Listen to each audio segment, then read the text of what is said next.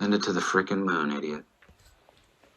Yesterday, Mullen Automotive managed to edge beyond a key level of stock price resistance in a sign that this current short squeeze rally may really be intensifying for the stock right now.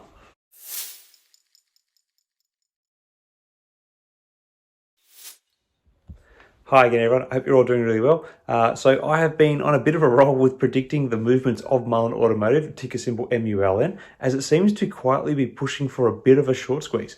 As we have predicted, the stock has had trouble pushing above the 34 cent per share mark for a few sessions now. However, it interestingly closed yesterday right on this price point and in fact managed to close the aftermarket session slightly higher at 35 cents per share.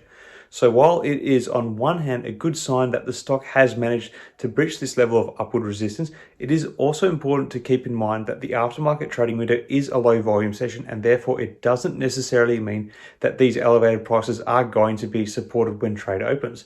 So unless there is some continued strong buying action when the market resumes on Thursday, I wouldn't be surprised if we see a little bit of a retreat in the stock price. Now, like we spoke about yesterday, the stock does have some lower support at the 27 and 29 cent per share mark from the recent trading movements. However, if the stock can fortify at the 34 cent mark, not only will we be looking at a new level of lower resistance based on recent trading, the next level up for the stock could move to is actually about 40 cents per share, which is about a 17.5% premium on yesterday's regular session closing price. Now, in terms of what is happening with the short starter, there has clearly been some covering happening with the percentage of float shorted dropping from 54 to 48%. The pressure for remaining short positions to cover has also intensified as the average days to cover has nudged slightly lower to 0.78. The changes in this data are interesting as yesterday we actually saw an uptick in the number of short positions despite the stock continuing to rally the day before. However, there is a bit of a downside. The borrow fee has dropped down to 138%. However, this is still astronomically high. In another telling sign, Mullen has climbed into the top 15 most talked about stocks on social media in the past 24 hours.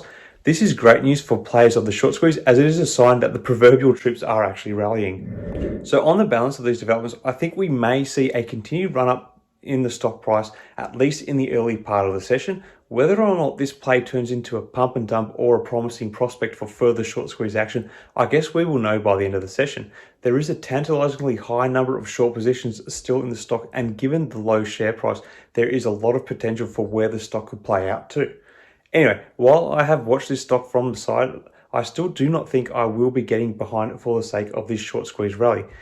Not that any of this is investing advice, it never is on here, but I do think the EV sector is going to be in for a bit of a shake-up in the coming years as more legacy automakers get into the space and are able to bring a level of scale that would quickly outsize the existing players in the space.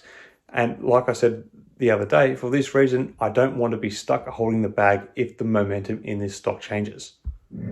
Anyway, what are your thoughts on Mullen Automotive? Do you think the current rocket ship has far to go left on this journey? If so, how far do you think this latest effort will see the stock run to?